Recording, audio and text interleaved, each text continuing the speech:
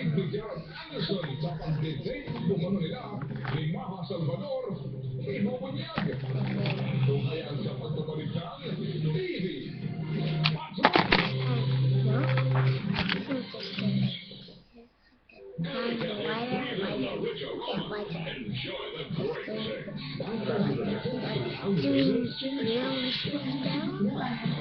No, you don't see it.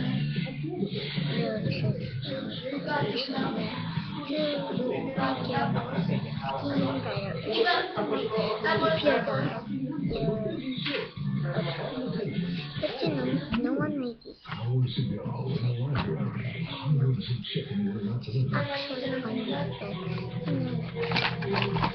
Couples found one way to make their story believable.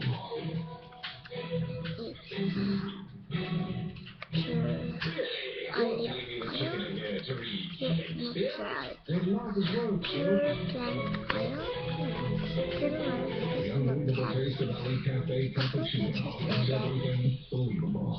Sorry Exchange presents Philippines Promotion 2012. Send money now to Philippines and win 50% entities to Philippines. Avail double chances with Cash Express. 4 chances with HDI. When you breathe inside Valid until the 20th of January 2013.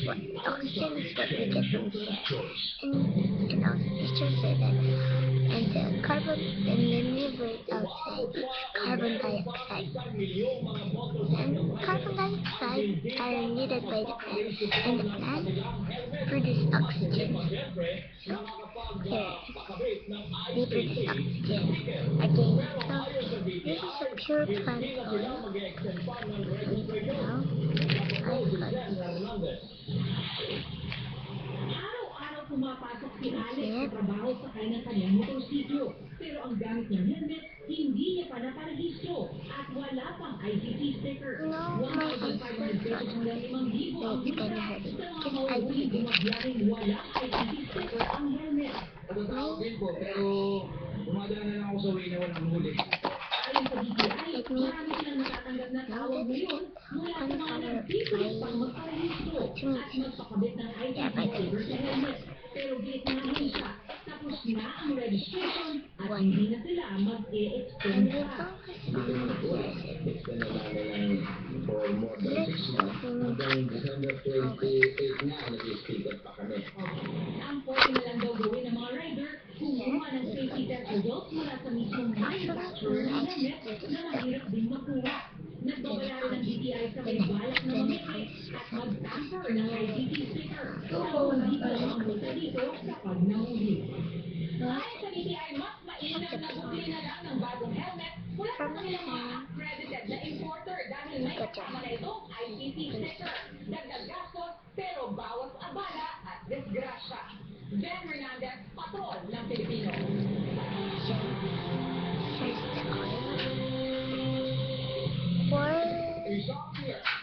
Yes, ayos na ang gumagawa ng pangalan sa high school basketball sa Amerika.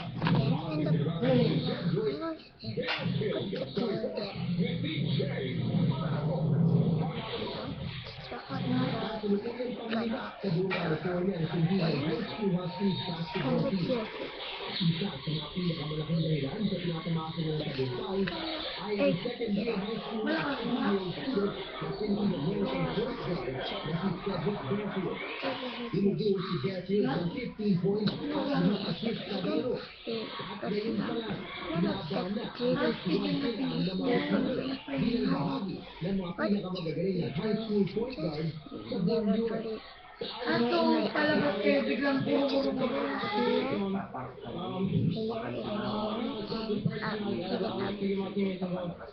Apat na taong gulang pa lang, naglalaro na si Bearfield. Dahil sa kanyang passing at scoring skills, maraming naniniwala na malaki ang chance ni Bearfield na makaabot sa NBA. In the gym every day, 4 or 5 hours a day, just not know it today, get better every day. Sa 2015 pag-graduate ng high school si Bearfield, pero ngayon pala, dinudulog na siya ng imbitasyon mula sa mga kilalang universidad sa US NCAA. Ang kanyang pinay na ina, proud na proud sa mga nagawa ng anak. Our dear grandfather Alam ni Beatrice ang laki ng karangalan na maipapahagi niya sa mga Pinoy sakaling marating niya ang NBA. If I may give that prize a great honor, Down. alam mga coach, The beetle right. ang asawa ni Kat na si Ray ay dati ring college player sa San Diego State University. So, support na sila sa pangarap ng anak na balang araw na makapaglaro sa NBA. PJ Marato, Patrol ng Pilipinas. Dahil akong church. LA Cafe, breathe in a rich aroma. Enjoy the great taste. Now, okay, you look. Look at this.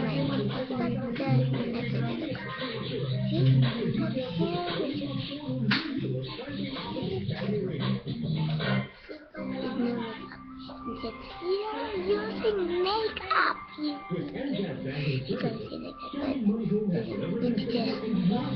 like there's a blah blah blah. I don't know. Okay? And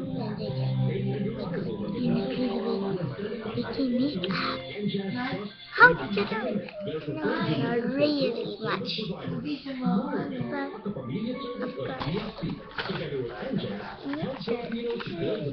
course, Majority of the Slate shoppers carry one shopping bag. And this logo says it all. Let's find out the reason why.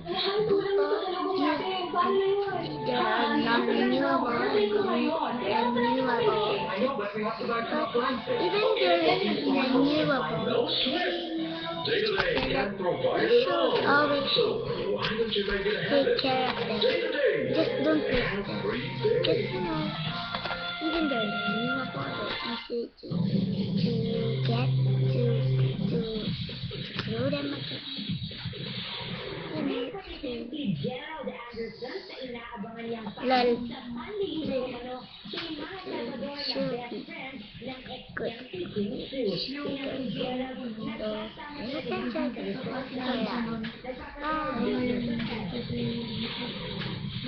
kasi yung taong sinabihan ko yung time na dahil po dun sa